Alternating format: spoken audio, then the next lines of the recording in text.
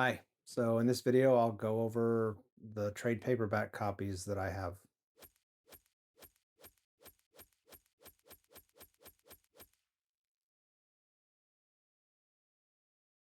First up is the books that I've read.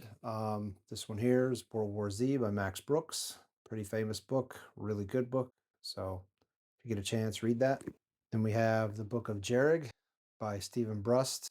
This has 3 different books in it. It's an omnibus. Has Jerrig, Yindi, and Tekla in it, I think. So I've got the other 2 upstairs. The other 2 omnibus editions, but this is the very first one. And I've got an old book by Stephen Brust here. This one's called To Reign in Hell, about a war in heaven when the angels, I guess, they rebel. And then here's one of Charles DeLance Newford books, full of short stories. This is Dreams Underfoot. This is full of some really, really great stuff. His writing's pretty amazing. One of the luminaries of science fiction, I guess, is the word I always seem to use, Philip K. Dick. This is the Philip K. Dick Reader, full of short stories, one of the best collections I've got. Then we get to a guy that's an acquired taste for some, but when I first read this next book, I really, really started liking his writing and had to get some more of it. So this is Alone Against Tomorrow by Harlan Ellison. You can see this is a pretty old edition from, I think, Science Fiction Book Club edition, unless this was just the size that they printed hardbacks back in the 60s. I don't know. And then more Ellison. We got Angry Candy here. Another good one, full of short stories, which is pretty much mostly what he wrote. And one of my favorite collections of his, Shatterday, right there. If you ever perused or went through Barnes and Noble much in the 90s, maybe early 2000s, you probably saw this book on sale because it seemed like it was always on sale, or in the bargain bin or whatever. This is Replay by Ken Grimwood. It's basically about a guy that he dies every so often, but then he gets resurrected as like a 8 or 12-year-old or something like that, and he has to relive his life up to a certain point, and he always knows when he's going to die, but every time he tries to do something and it changes things. And yeah, it's a pretty interesting book. And then we get to Mark Hodder and one of my probably favorite books of all time. This is The Strange Affair of Spring-Heeled Jack. And Spring-Heeled Jack was a real historical person. I don't think they ever figured out who he actually was, but this is a good book that uses some of that. Plus, it uses Richard Burton and Algernon Swinburne and a whole bunch of other historical characters in Victorian London to tell the story. It's a really great book. And the second book in that trilogy is another one of my favorites, The Case of the Clockwork Man. This one is almost as good, if not better, than the first one. Just you don't really understand what's going on until near the very end, unless you're really paying attention. And just when the revelation hits you, it's really, really, really good. But then we get to the third book in that series, which felt like a bit of a slog to me. This one is called The Expedition to the Mountains of the Moon. You can see that. These things have pretty good covers on them here. So there were 3 other books after this, and I have them in ebook, but I haven't actually read those yet. One of these days I'll get to them. And then another classic of science fiction, Altered Carbon by Richard K. Morgan. If you've got Netflix, you might have seen the miniseries that they did for it. There's actually 2 seasons of it now. I think the first one covers Altered Carbon. The second one, I think, covers the second book in the series, and I can't remember what it's called right now. Might get to it over there in a minute. And we get some Tim Powers, The Bible Repairman, and Other Stories. And then this one here goes with it too. This is like a chapbook of The Bible Repairman. And then Last Call, another one of my favorites of his. And On Pirates, supposedly by William Ashbless, which is actually a fictional character that Tim Powers and Jim Blaylock made up. And On Stranger Tides, one of my copies of it, which one of the Pirates of the Caribbean movies is based on this. It's basically about the hunt for the Fountain of Youth, and Blackbeard's involved, and this guy gets pulled into piracy and he doesn't want to be a pirate, but great book. Strange Itineraries, it's a collection of short stories from Tim Powers. Then we get to an anthology edited by John Joseph Adams, who is probably my favorite editor in the business right now. The Improbable Adventures of Sherlock Holmes. You can see this is a chunky book full of short stories related to Sherlock Holmes. And then the Nebula Award Showcase from 2008. I think I picked this up for like a quarter at a thrift shop. And Cage Baker's The Company Dossiers. This is Black Projects, White Knights. Knights, Knights. So this is about a group of time travelers that I think different short stories, they travel back in time and try to save artifacts or rare works that have disappeared because of whatever circumstances surrounded them back in time. Then speaking of Richard Burton, here's The Arabian Nights, Tales from the 1001 Nights here, translated by him. The Ladies of Grey Sadu and Other Stories by Susanna Clarke. She's more famous for writing Jonathan Strange and Mr. Norrell. The Complete Sherlock Holmes, Volume 1 and Volume 2. So, and then I get to a really, really chunky book. This one, you can see, is a monster. This is The Essential Ellison, a 50-year retrospective. So I think there was a version of this that came out and it was like a 35-year retrospective. Then they added more to it and created the 50-year retrospective. And then Harlan Ellison Slippage, another one of his that I have. And then a classic sci-fi guy, Harry Harrison, 50 and 50. Grimm's Fairy Tales. Bought this just mainly as a reference because I've heard that some of the stuff in here is not your Disney fairy tales. They're pretty dark. And then we get to Robert E. Howard, The Coming of Conan the Cimmerian, and then The Bloody Crown of Conan, and The Conquering Sword of Conan. These are just collections of the stuff that Howard published back when he was still alive in the 1930s. The Metamorphosis and Other Stories by Franz Kafka. And then there's a book here. It was kind of a gimmicky book. It was called Personal Effects, Dark Art. And you can see this bag here. It had all kinds of crazy stuff with it. When the book first came out, there was actually even like phone numbers set up to match phone numbers in the books or in the book. And you could like actually call them and kind of partake in the story in that way. It was pretty interesting. And I got a couple art books here that I've had for a while. This is Perspective Drawing. It's a pretty old book. Then Dynamic Light and Shade right there. You can see there's stuff in this, you know.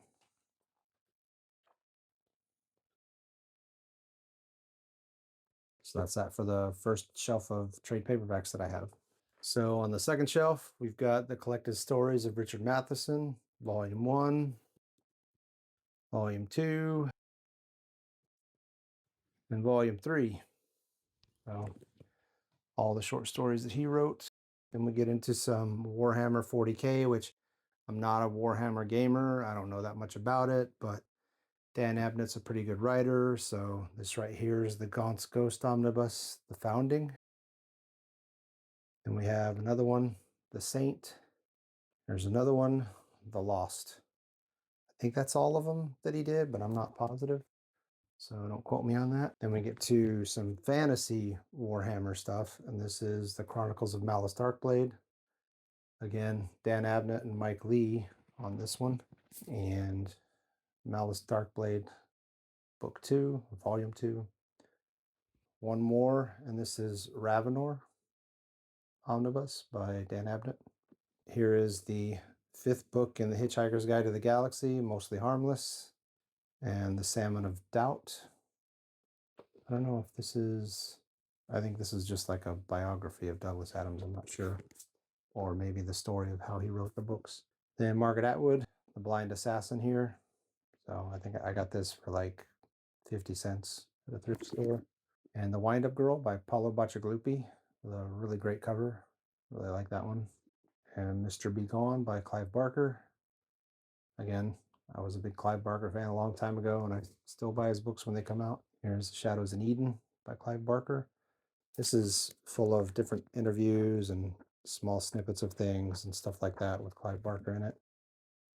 Anyway, there's that. And then some stuff by Jeffrey Barlow. I used to have the first book in this. I think it was called The Dark Sleeper or something like that. And this is the second book, The House in the High Wood, right there. And then the third book is Strange Cargo. I read the first book and it wasn't as great as I thought it would be, so I didn't really carry on with those, but I already had those two. Someday I'll get to them, maybe. Then here's the Sandman Companion, the Sandman Companion for Neil Gaiman's Sandman comic series. Really good comic series.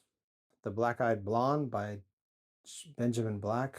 No idea what it's about. It says it's a Philip Marlowe novel, so I assume it's noir crime fiction, but I think I got it for a dime in a thrift store. And then here's one by Michael Chabon, Summerland, which is, he's a well-known writer. The Adventures of Cavalier and Clay is probably his most famous book.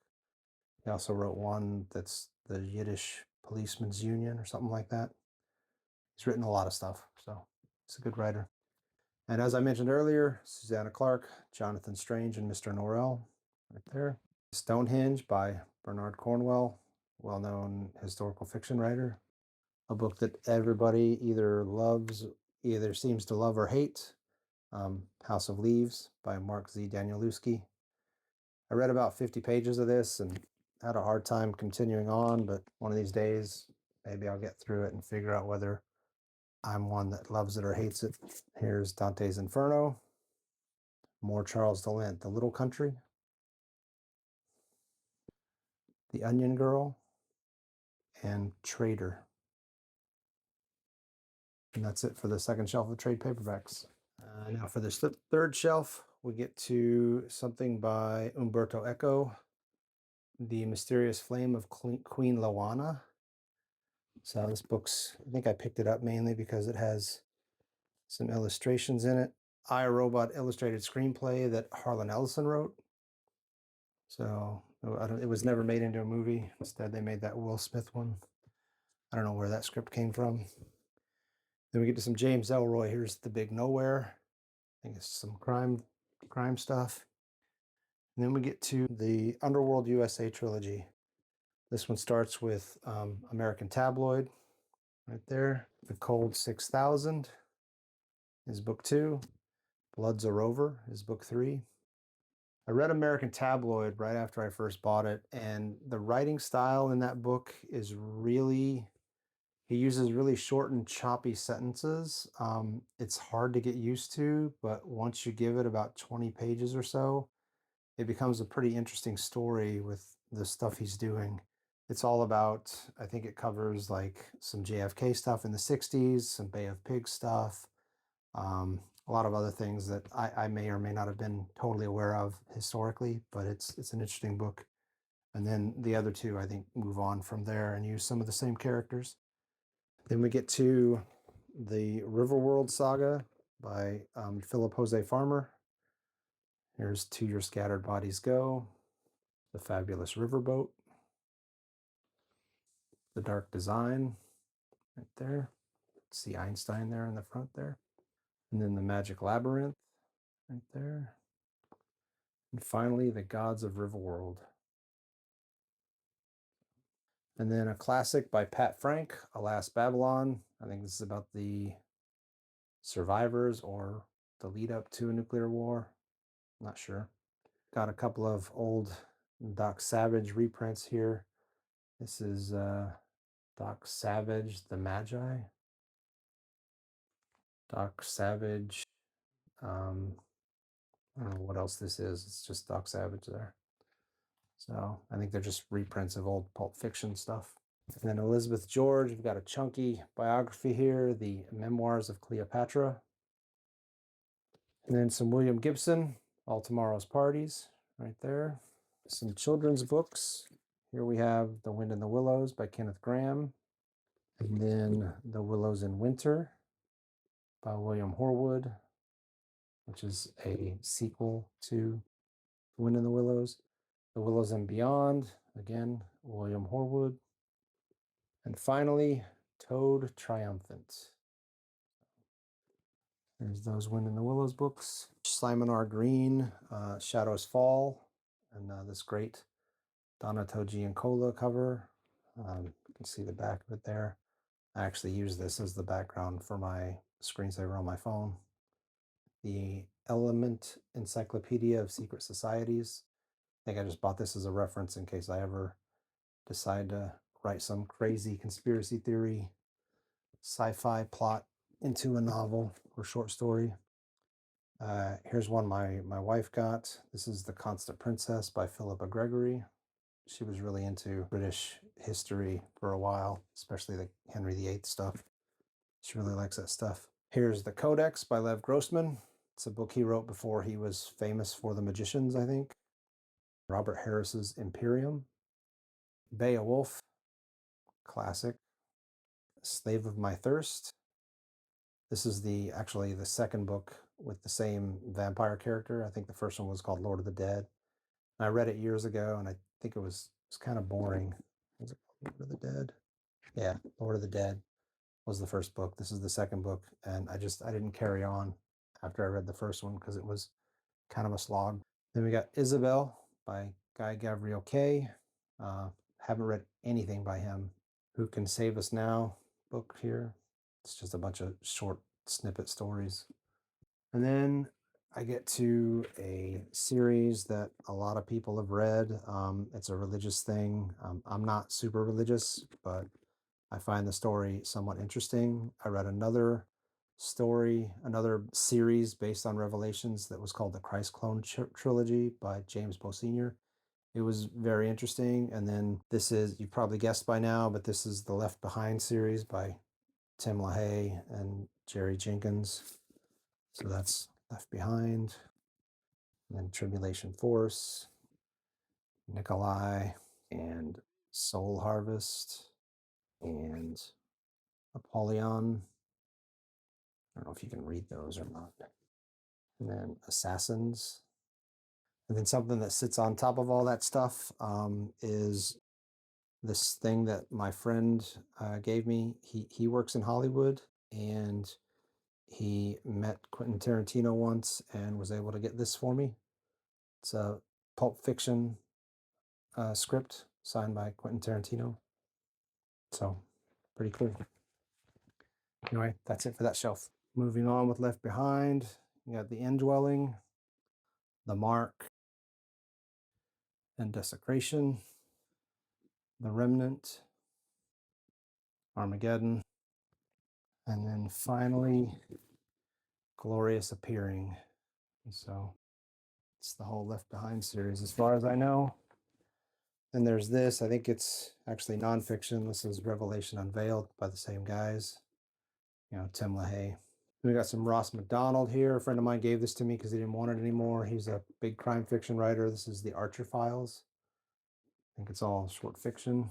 And then this is The Castle in the Forest.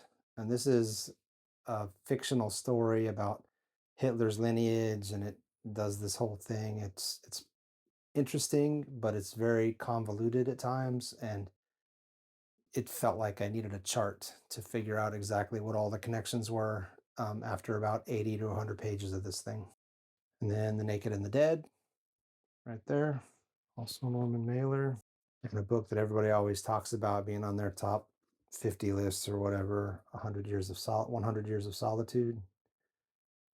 Getting to some Richard Matheson stuff. Here's The Beardless Warriors and Hell House, Somewhere in Time, and the Twilight Zone scripts. He wrote a lot of the more famous Twilight Zone episodes. Then China Miéville, King Rat, right there. And The Scar. This is a big version of it. On London. We get a little Michael Moorcock here. This is The Eternal Champion. I don't know which one it is or if that's just the name of it, but there's that. And the second book after Altered Carbon, which I haven't read. I think the second season of the Netflix series goes through this one. This is called Broken Angels. This is Market Forces. I don't think this is related to Altered Carbon and Broken Angels, but that's Richard K. Morgan though. And here is The Time Traveler's Wife. Read part of this and didn't really get very far into it. And then Velocity Weapon by Megan O'Keefe. This is Here There Be Dragons by James A. Owen. And the main reason I like this book is that each chapter has a really interesting bit of art in the front of it. And you can see here, you know, I've said before, I'm kind of a sucker for books with art in them. And yeah, so, yeah. So yeah, there's that. I've seen e-versions of these, but I don't think they have the art in them. Anyway, I think he was supposed to write 7 or 8 of these, but I don't know if he actually finished it or not. This is called The Search for the Red Dragon. It's the second book in that series. And again, you can see artwork in each chapter. You know, the Dante Club. It's a mystery set in 1865, it looks like. Some Anne Rice stuff, The Mummy or Ramses the Damned, right there. And then something I've had forever, Samurai Cat Goes to Hell. I think this is another one that has illustrations in it. Yeah, here you can see the samurai cat on his horse. Anyway, then some Solomon Rushdie, Satanic Verses, Captain Blood by Sabatini. It's a classic novel about The Witcher.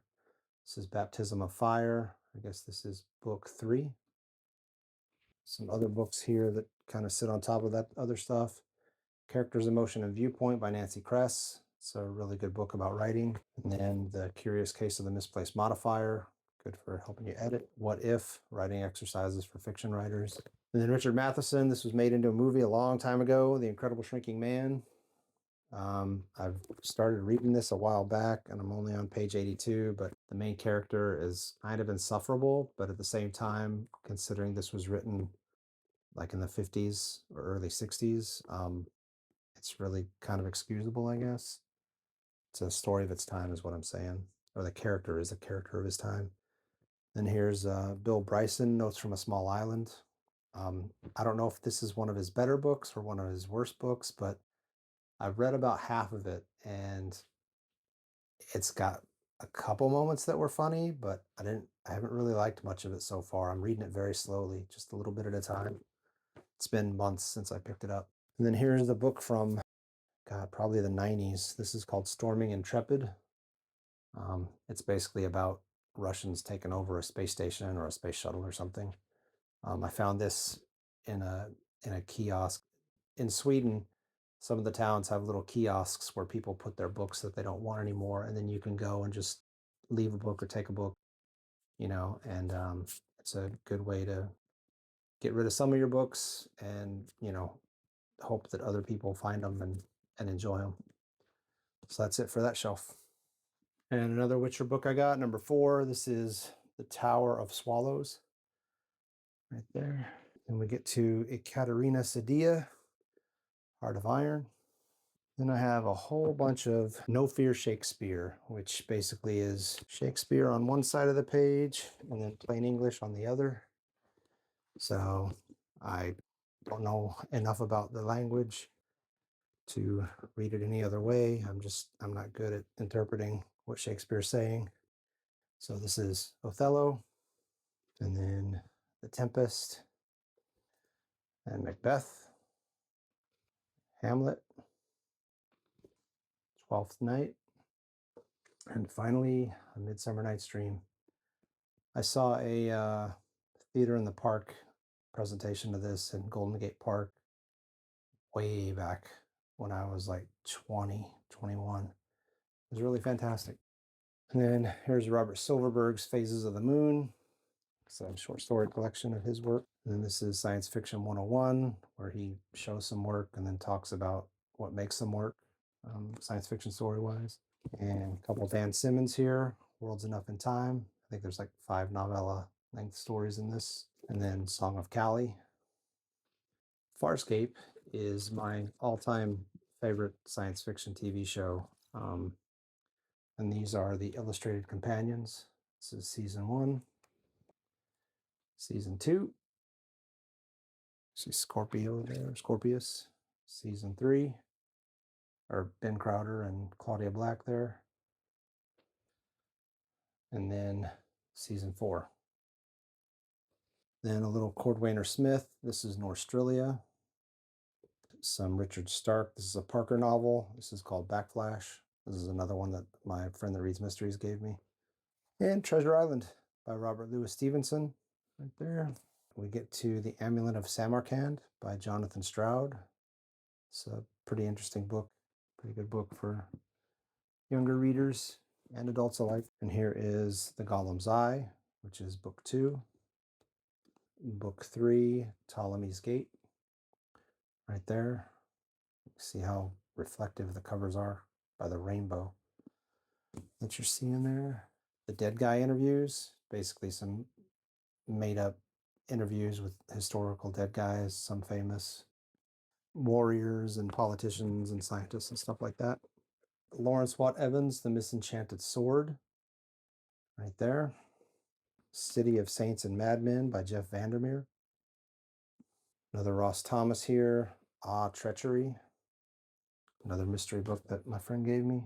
And then some Robert Anton Wilson, Schrodinger's Cat Trilogy, right there. And Mask of the Illuminati.